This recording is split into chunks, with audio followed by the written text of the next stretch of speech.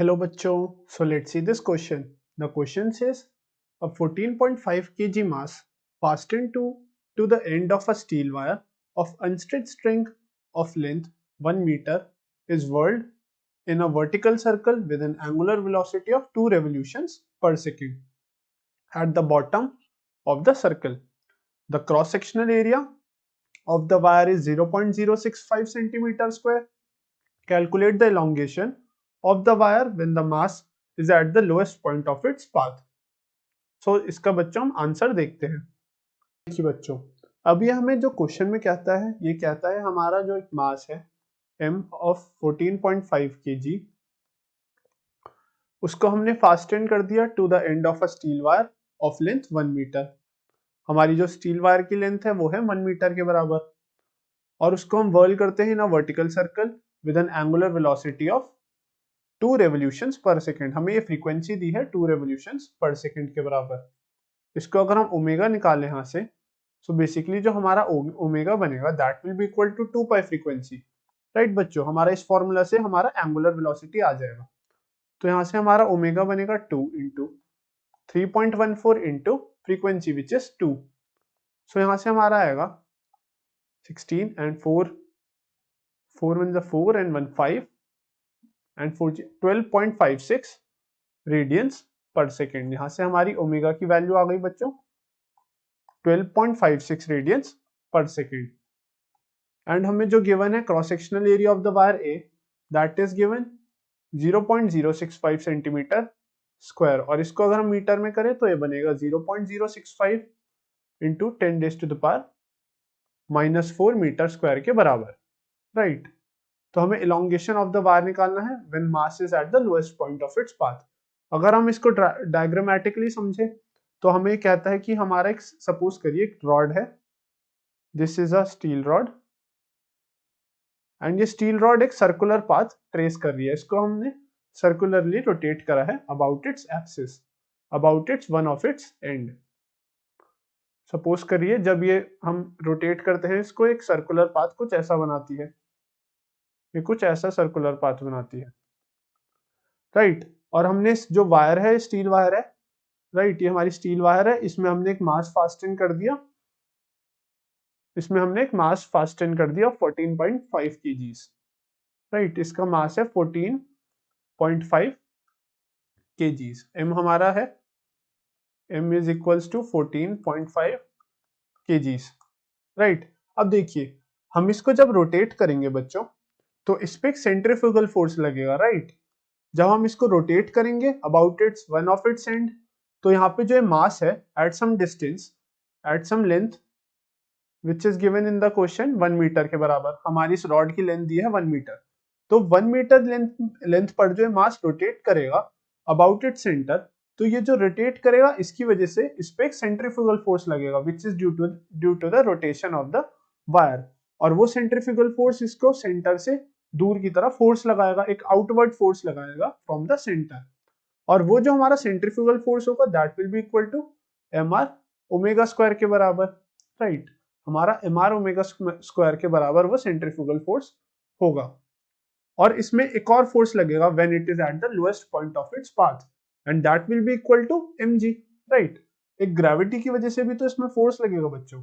सो हमारा जो F net लगेगा और द टोटल फोर्स लगेगा on this mass that will be equal to mg, जो ग्रेविटी की वजह से फोर्स लगेगा, प्लस mr ओमेगा स्क्वायर, जो फोर्स सेंट्रीफ्यूगल होगा, and this will be force gravitational force, and this is centrifugal force basically. So दो forces act करेंगे इस पे जब ये मास m होगा at the lowermost point of its trajectory. तो देखिए यहां से हमने फोर्स टोटल निकाल लिया।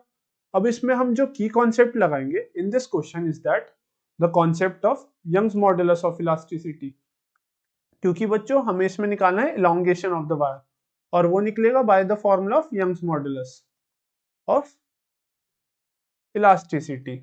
हमारा इस वाले फॉर्मूले से हमारा जो इलोंगेशन इन द वायर है वो निकल जाएगा, और यंग्स मॉडुलस ऑफ इलास्टिसिटी जो गामा होता है वो हमारा निकलता है bye the formula force per unit cross section force upon cross sectional area and multiplied by change divided by fractional change in length, right? तो यहां से हमारा बनेगा force into original length divided by area into change in length. अब देखिए यहाँ पे delta L है हमारा elongation in the wire, right? Delta L है हमारा elongation in the wire.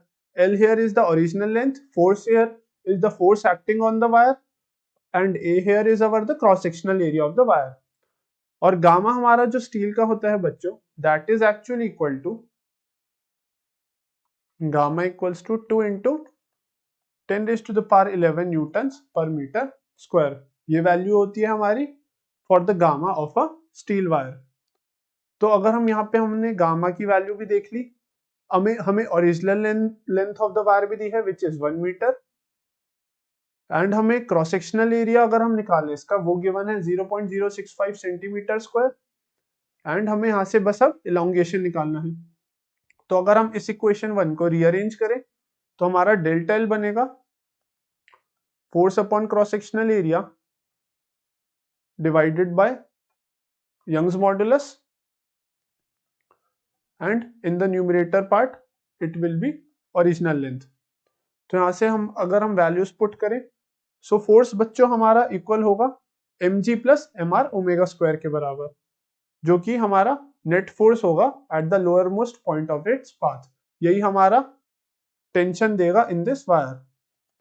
तो वो हमारा फोर्स की वैल्यू लिखे हम mg plus mr omega square times the original length divided by cross sectional area times Young's modulus of elasticity.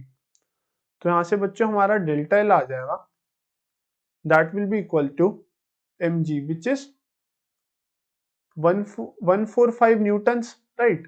Basically mg is equals to 14.5 into 10 जो हमें देगा 145 newtons, right? Times, और you can say plus m which is 14.5 into original length of the wire which is 1 meter into omega square. Omega बच्चों हमने निकाला, that was 12.56, so 12.56 का square, right? And times the original length which is 1 meter divided by Young's modulus multiplied by the cross sectional area. Cross sectional area हमें दिया है 0.065 into 10 raised to the power minus 4 meter square times Young's modulus which is 2 into 10 raised to the power 11 Newton's पर metre square. तो बच्चों यहां से हमारा delta L आ जाएगा 1.87 into 10 raised to the power minus 3 metres के बराबर। सो जो टोटल एलोंगेशन आएगा हमारा on the steel wire due to the rotation of a mass m of 14.5 kgs, तो वो elongation बराबर होगा 1.87 into 10 raised to the power minus 3 meters के बराबर। So this is the final answer for this question. So I hope बच्चों you understand this question well and best of luck.